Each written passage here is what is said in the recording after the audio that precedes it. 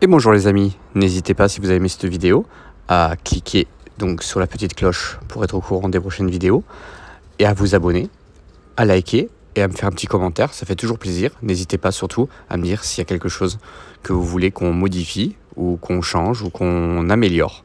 Avec grand plaisir d'échanger avec vous. Et à tout de suite pour la vidéo.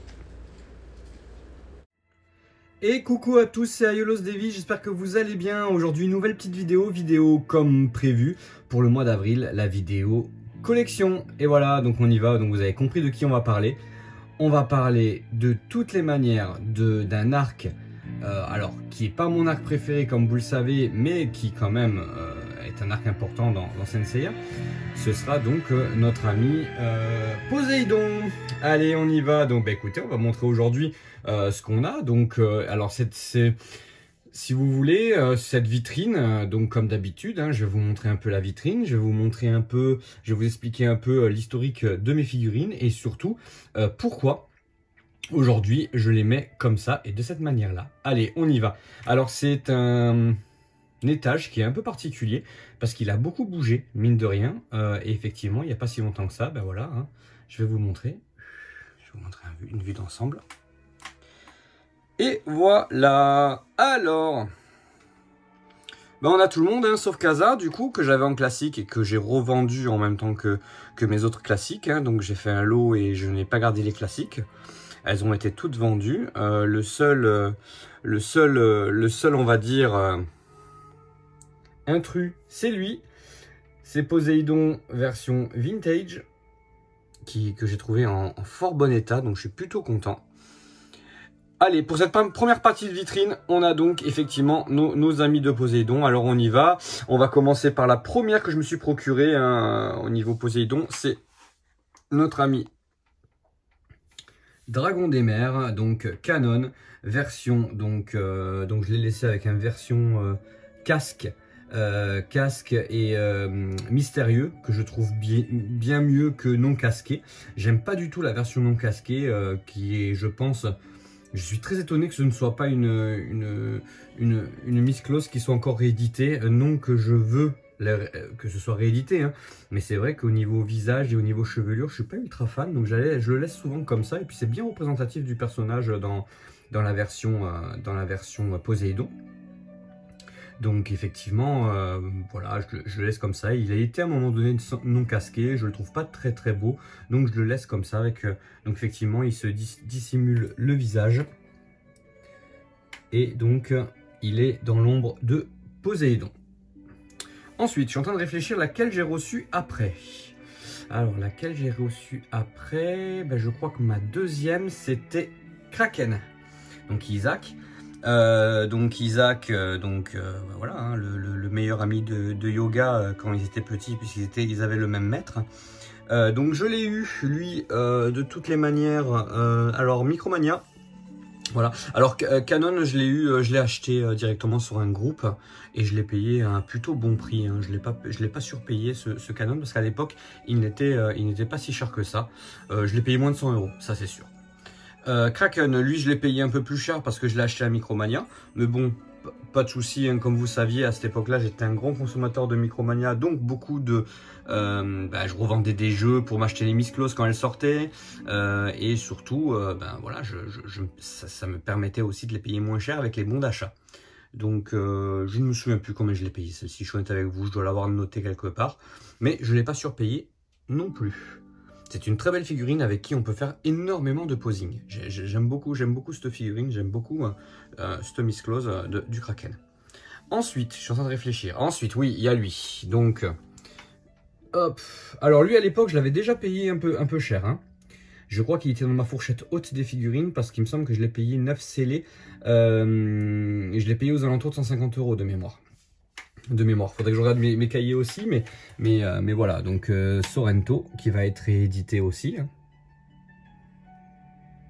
qui est une belle figurine. Alors moi je le laisse avec les ailes effectivement. Vous remarquerez que à part Canon, personne n'a de cap pour moi au niveau des marinas, à part Poséidon bien sûr.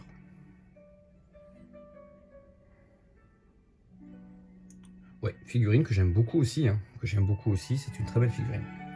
Ensuite, celui qui est venu après, c'est Scylla. Alors, Scylla, je l'ai mis dans une position comme ça, que j'aime beaucoup, puisque j'utilise en fait tous les éléments du décor. Scylla est une figurine que j'ai eue à bon prix en précommandant, hein, voilà, j'ai pas trop eu de soucis pour la procurer. Il faut savoir que ma Scylla avait un souci de conception, puisqu'effectivement, si vous aviez vu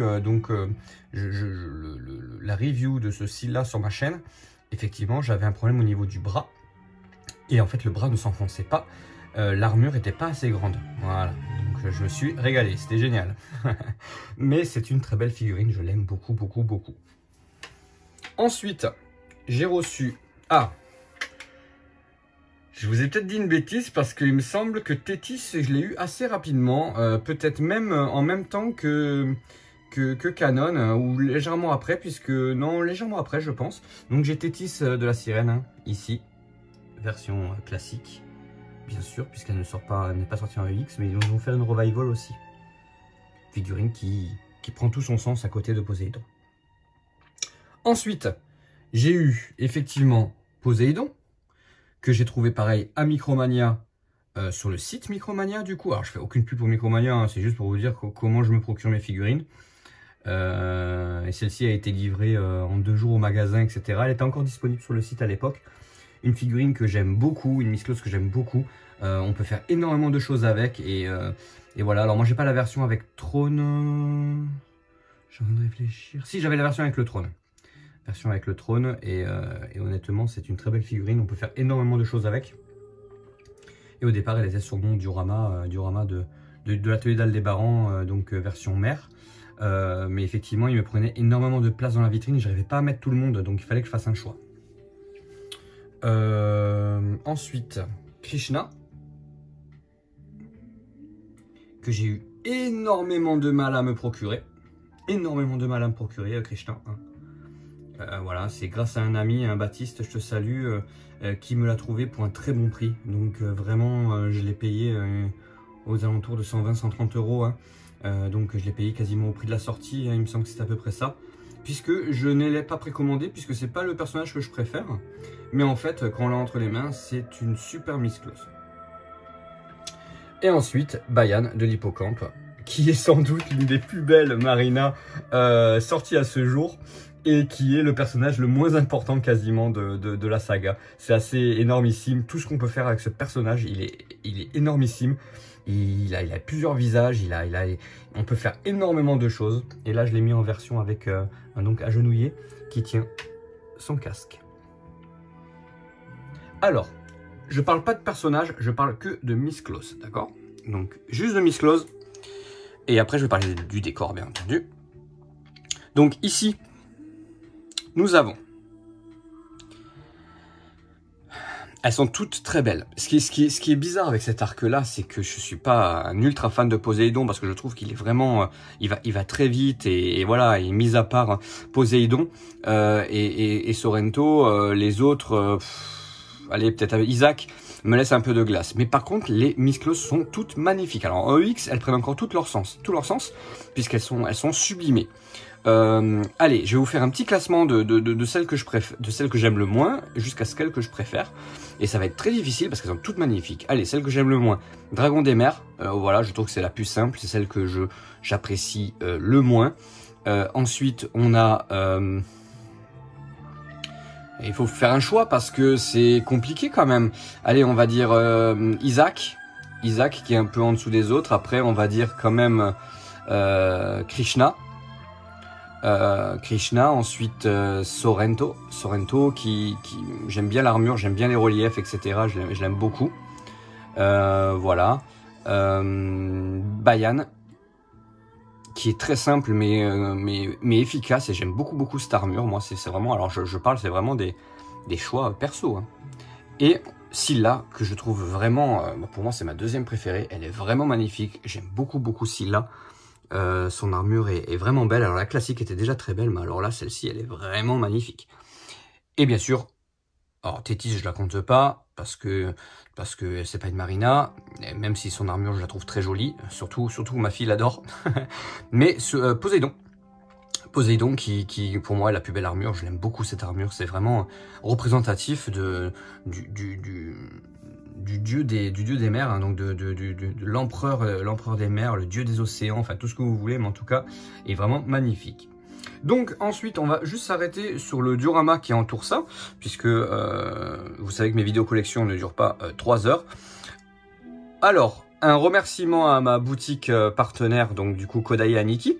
Voilà, Cyril, je te fais un petit coucou, puisque c'est tout bêtement, il y a une histoire à ce diorama. C'est un diorama que j'ai donc acheté, d'accord, sur Vinted. Et ben figurez-vous que ce diorama, en fait, c'était un diorama qui a été fait par l'un des deux frères Kodai et Aniki quand ils faisaient des dioramas.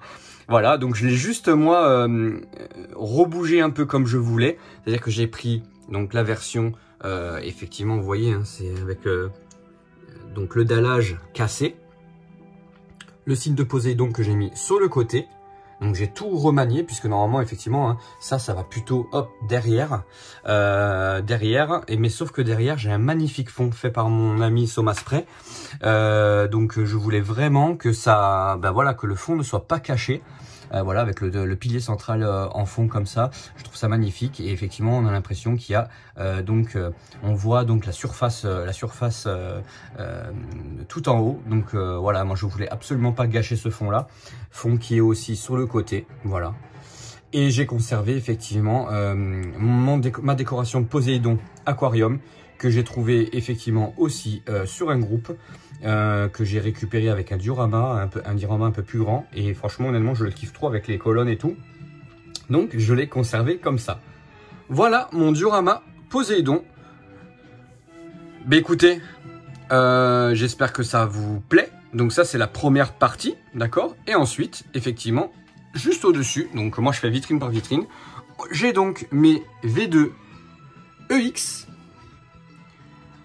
où j'ai eu tout le mal du monde à les récupérer et à les réunir, mes amis, hein, voilà. Donc avec les armures broken derrière, du cygne, du dragon, Pégase, Andromède et Phénix. Ici on a notre ami Iki avec du posing. Alors ils ont tous le lycra, puisqu'effectivement le V2, vous savez très bien que ils sont très dénudés, hein. Ils ont très peu de pièces d'armure, donc si on met pas de lycra, on voit énormément les articulations. Seiya, que j'utilise souvent, hein, puisque mes arcs préférés sont après le sanctuaire, donc automatiquement j'utilise beaucoup ces figurines là. Shiryu et Yoga. Et voilà les amis, vous avez donc cette vitrine Poséidon, cette vitrine V2X. Alors comme vous le savez, les V2X sont sans doute mes armures, donc mes pièces préférées quasiment dans ma collection. Je les aime beaucoup, je les apprécie énormément. Vous faire un classement 2, à part Shiryu qui sort un peu du lot parce que c'est bon, je l'aime beaucoup. Je les trouve toutes magnifiques et honnêtement, il n'y en a aucune qui se départage, que ce soit Yoga, Seiya, Shun ou Iki, elles sont toutes très belles et on peut faire énormément de choses avec. C'est vraiment, voilà, et je les aime d'amour, hein, ces figurines-là, comme je le dis à chaque fois, c'est vraiment des figurines, je pense que ce sont vraiment, si un jour, on sait jamais, hein, je dois ne pas pouvoir garder ma collection, celles-ci seront invendables pour moi, puisqu'effectivement, chères à mon cœur. Derrière, je suis arrivé aussi à récupérer, grâce à un ami aussi, donc les Pandora Box en métal, qui sont derrière, donc les Pandora Box pour les 5 du coup, voilà. Bah écoutez les amis, bah voilà, ça se finit là. J'espère que ça vous a plu, j'espère que ça vous a plu ce petit voyage sur l'une de mes vitrines. Voilà, c'est une vitrine qui est terminée aujourd'hui, que je ne touche plus jusqu'à l'arrivée de Casa. Je vous fais un énorme bisou, je vous dis à très bientôt, prenez soin de vous et à bientôt et à très bientôt en espérant se rencontrer tous un jour, parce qu'effectivement ça commence à devenir un peu compliqué de pas pouvoir se rencontrer tous. Et vous savez que j'avais un projet de venir filmer chez les collectionneurs et d'échanger avec eux. Effectivement c'est très compliqué en ce moment, mais c'est toujours dans le coin de ma tête, donc ça va arriver tôt ou tard. Donc là elle va sortir en mars, cette vidéo, donc fin mars, mais c'est la vidéo collection avril. Et de toutes les manières, vous avez la vidéo d'Alberic qui devrait arriver dimanche matin. Voilà, alors Alberich, Asgard on va dire. C'est une vidéo sur Asgard, sur un top de Asgard. Et avec Alberich, ce sera mon top à moi. Voilà, en avant-première, vous le savez. Et ce sera disponible dimanche matin. Je vous dis à bientôt, la bise, c'était Yols Davy.